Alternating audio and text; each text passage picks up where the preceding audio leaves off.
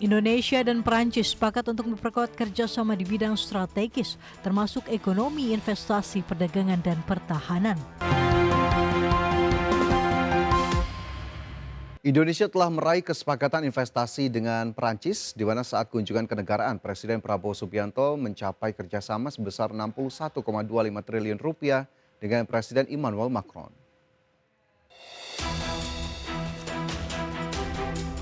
Indonesia dan Perancis sepakat untuk memperkuat kerjasama di bidang strategis, termasuk ekonomi, investasi, perdagangan, dan pertahanan.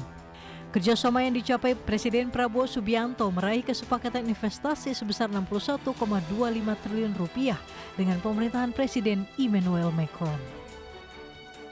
Salah satu kerjasamanya menghasilkan peluncuran French Indonesia High Level Business Council yang mempertemukan para pemimpin dunia usaha kedua negara.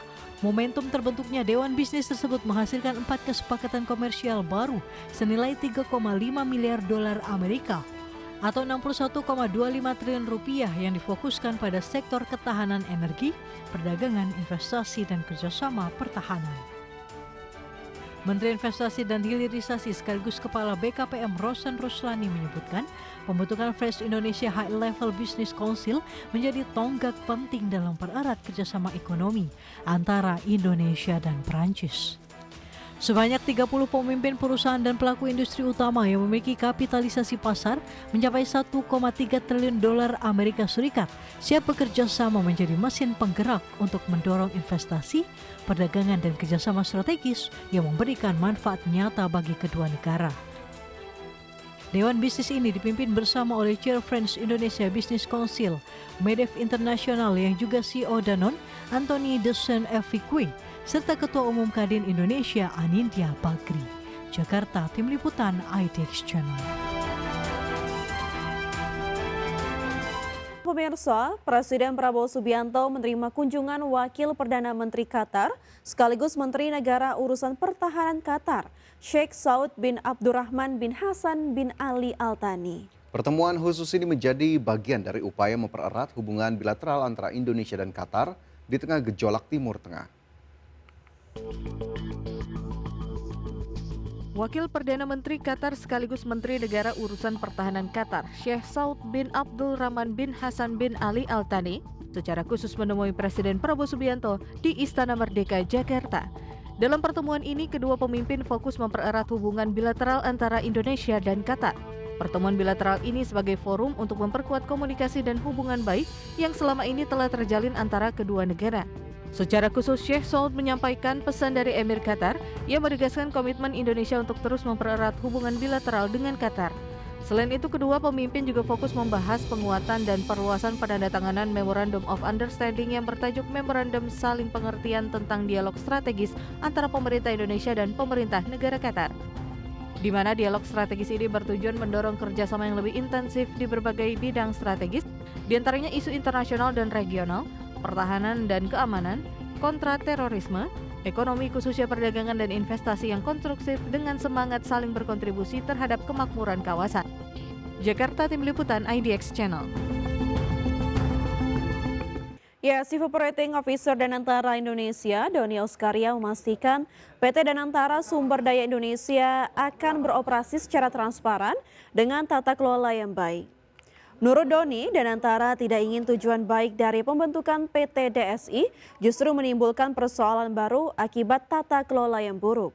Maka dari itu PT DSI akan dikelola secara transparan dan dapat diawasi publik.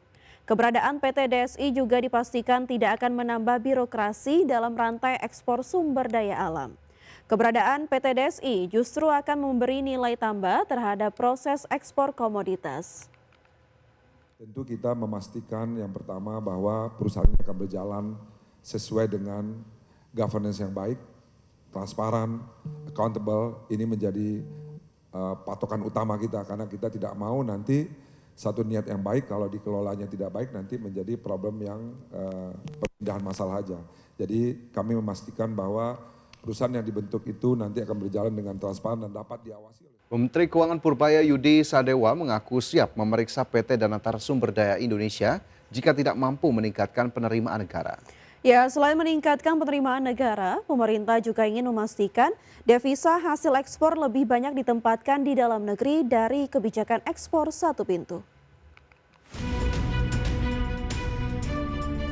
Menteri Keuangan Purbaya Yudisadewa mengaku siap memeriksa PT Danantara Sumber Daya Indonesia yang menjalankan skema ekspor satu pintu apabila tidak mampu meningkatkan penerimaan negara.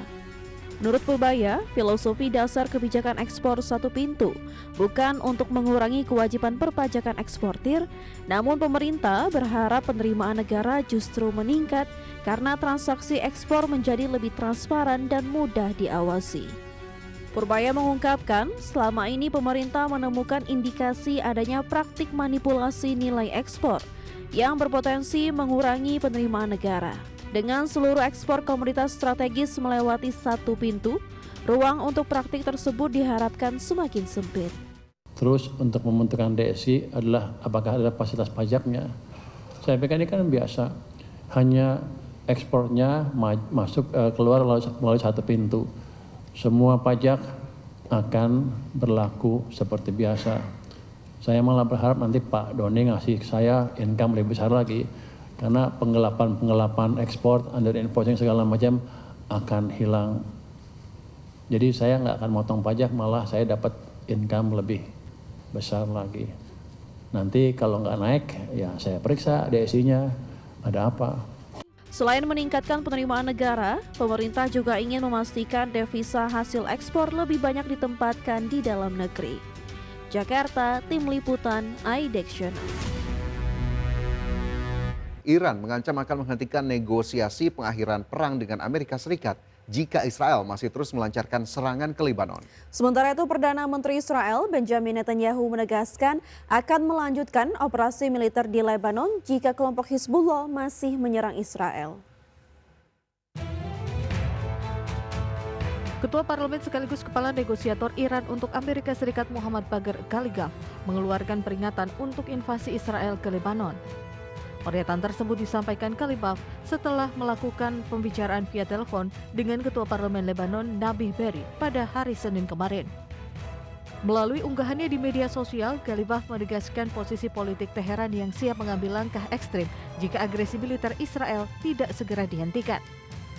Ghalibaf menegaskan Iran akan menghentikan perundingan dengan Amerika Serikat jika Israel masih terus menyerang Lebanon.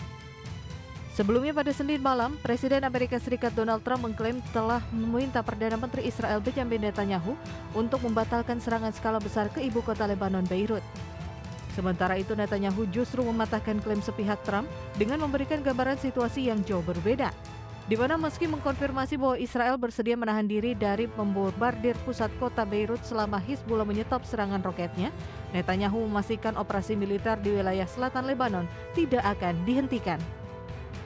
Berbagai sumber IDX Channel.